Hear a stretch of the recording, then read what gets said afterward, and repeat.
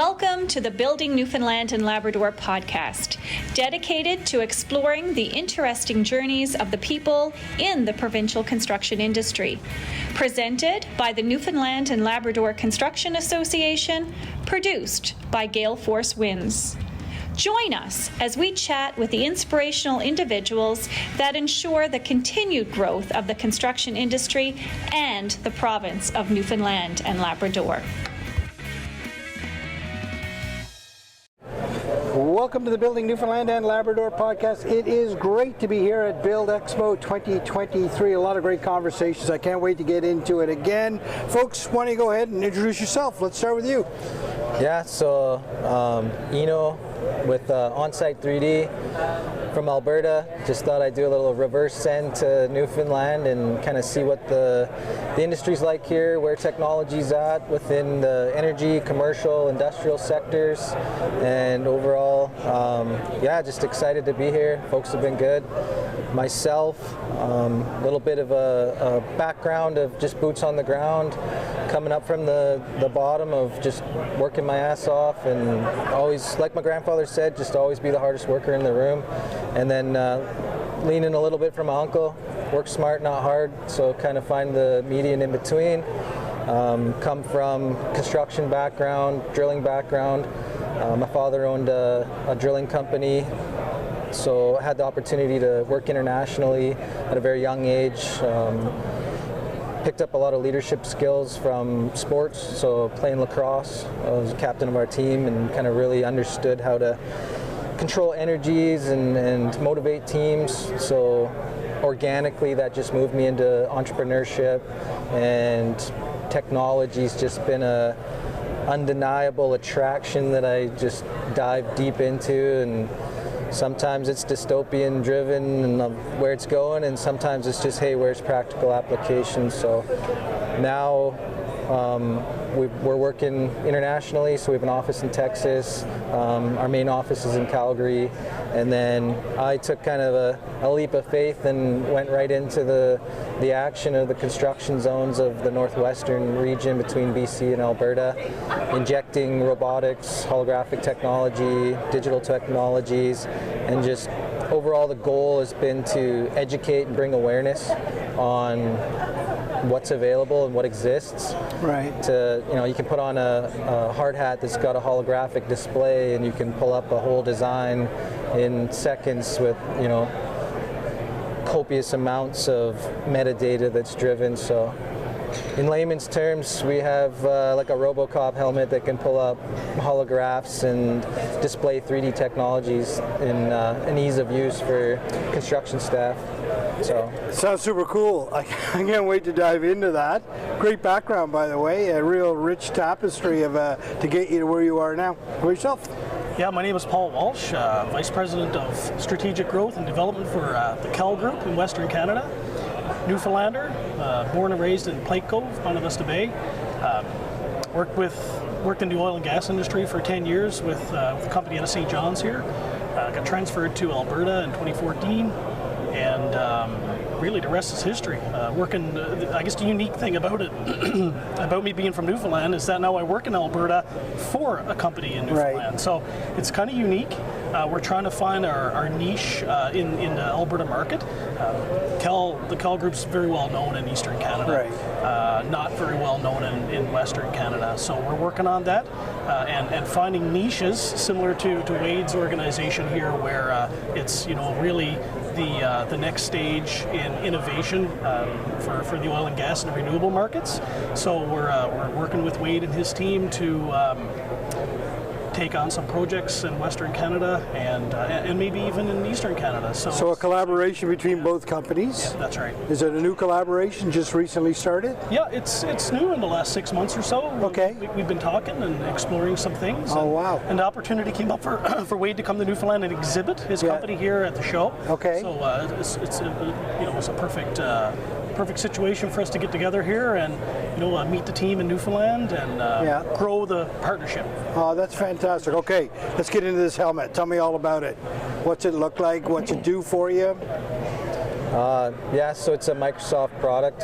It's a HoloLens 2, and it just ties into our data-centric business process for construction engineering.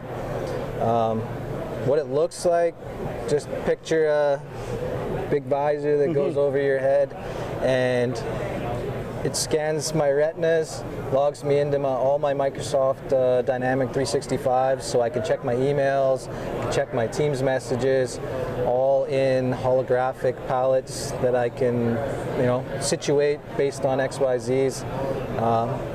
Like a RoboCop helmet is kind of how I explain it, or Iron Man when he puts the helmet on, Minority Report when he's moving things around in the air. So it's pretty rudimentary on where it's at in the last couple years. The U.S. military picked it up about 8 months ago, and it's kind of gone quiet. So I'm anticipating some significant improvements to come out. But yeah, it's a holograph helmet.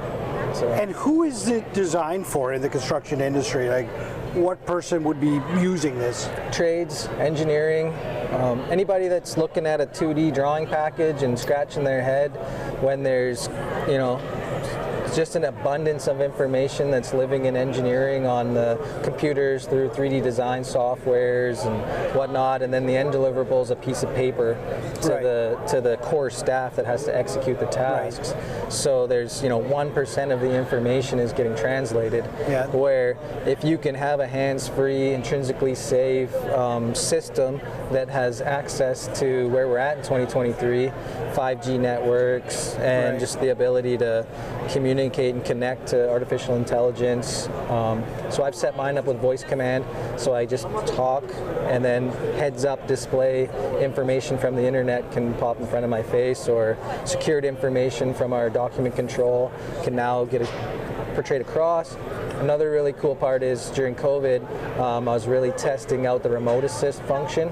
So I would go out to a remote facility, northern British Columbia, where there'd be a lot of expense due to travel limitations, logistics, and when you call in a Teams meeting, there's a camera on the front of it, so everybody in the meeting sees what you see live on site. So you kind of become this site puppet out on site where you're getting driven by... Bringing the boardroom out to the field. Yeah, you bring it there, and the result of that was, a extreme level of ROI on how much information was getting translated without the physical effort to go do it. And if you're doing a walkthrough on a scope of work for a project, and you're out on a facility that has compressors running or construction activity going on, it's really hard to get a crowd of 20 people to actually hear and understand that scope of work.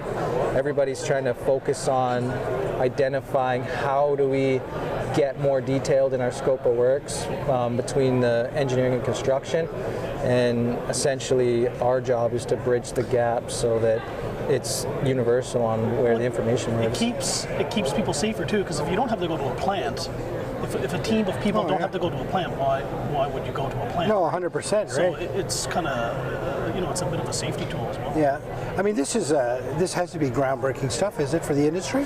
Yeah, it's. I'm addicted to firsts. I'm addicted to technology. I search the planet for. I'm a first second.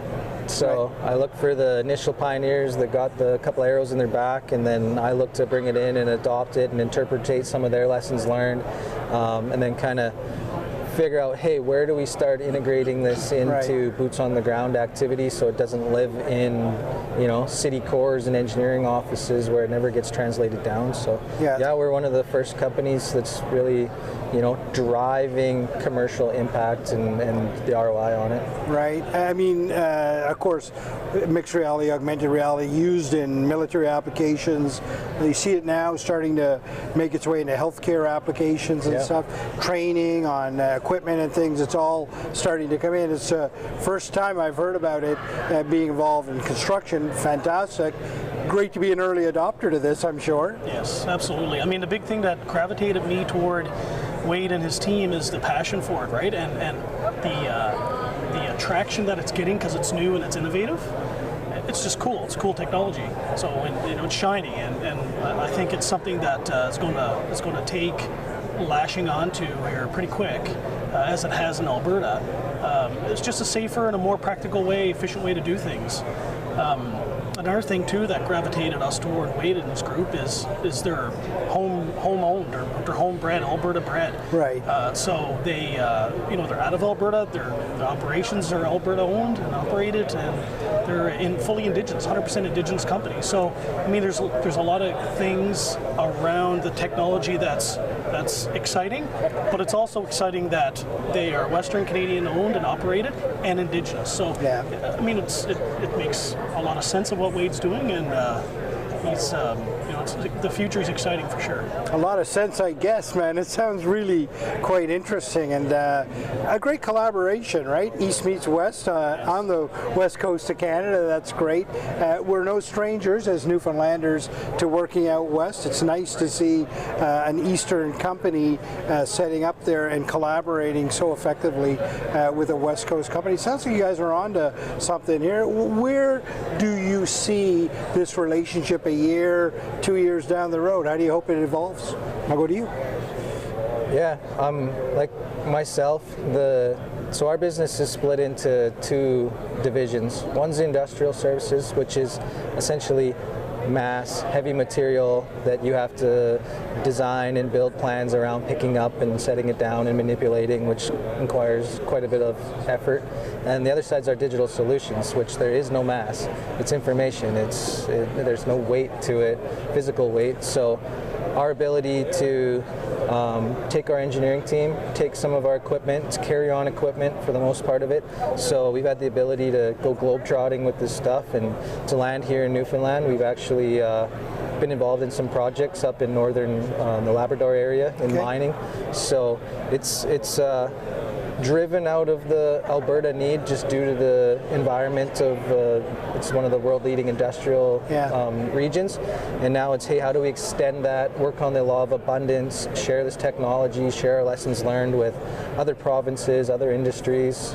So our team's 2 trips down to Texas now. I have a background working there with my father's business as well, so in this relationship it's collaboration, focused on the law of abundance, focused on alliances. Both of our companies really align on our core values and our how we treat our people, how we bring technology into our people, how we mentor our mental health, and really just focusing on providing positive environments for people. So it's not too far of a stretch. It's a little bit of a challenge I learned with the red-eye flight to Toronto, but once you get here, the people are great. Yeah. So I see me bringing my family back here, showing them what St. John's has to offer. I learned recently it's the oldest city in North America, yeah. So the history here, and what a cool place to bring the technology to and share it with a great group like Cal, so they can, reap the benefits. And ultimately, the biggest challenges are labor. Right. So right now, there's a running joke that Fort McMurray's a extension of Newfoundland, region of Newfoundland. So I've been around a lot of Newfoundlanders in my life, just working in the industry in Alberta, and I can get a sense of the culture.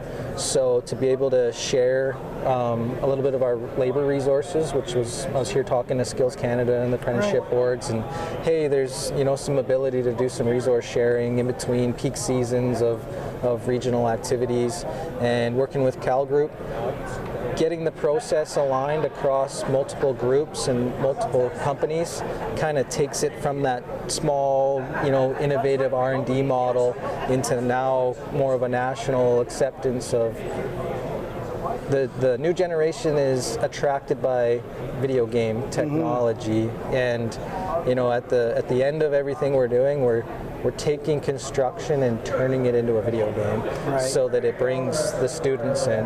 So I see, in a year from now, the collaboration on major projects is something that we've been working on, specifically in First Nation territories. My wife and I were Métis Indigenous from Alberta, and really promote just positive, healthy environments and opportunities for the Indigenous people, and overall understanding the cultural kind of barriers that have to be breached, and finding a way to use technology to fill those gaps too. So right now we're working on some projects and got some pretty significant irons in the fire, and to come out here and last night we had dinner with David Cowell, and I've heard nothing but good things about their family and how they treat their people and the culture of the business, and I'm just deeply attracted to positive energy, and they've been a beacon of that, and to the point that I'm here and talking with you good folks, and yeah, overall just excited. But I think integrating the technology into major projects with the legacy that Cal brings and the youth and tenacity that we're bringing, I think it's a match made for success. Wow. For the guy in charge of business development on Western Canada for the Cal Group, it's like a dream come true. This is like a hand-in-glove solution here. What I really like, what I'm hearing is that culturally, you guys seem to be so aligned in what you're doing, and so the business will follow on from that. Must be a great feeling for you. Yeah, it is, and Wade, Wade pretty much ticked off all those boxes. I think there's two key things here. Working with Onsite 3D into the future is the core values that we share, and the strong corporate culture. This company, the Cal Group, has the strongest corporate culture that I've seen, actually. I haven't worked with a ton of companies, but I've worked with some companies for a long period of time, and it's quite substantial, the amount of culture that this company has. And it goes to show people who come to work with us stick around, right? Right. So that's number one. And then number two is embedding ourselves in Western Canada. Right. Just because we're not as well known there as we are here. Mm-hmm. It's important that we embed ourselves into the communities. We just opened a facility in Fort St. John, British Columbia, which is our first time to have a facility in BC. So we're now literally from St. John to Fort St. John, right. St. John's to Fort St. John. So embedding ourselves there and making sure that the community understands that we're not there just to reap the benefits of profit. Right. We're there to be a contributing organization to the community. Right.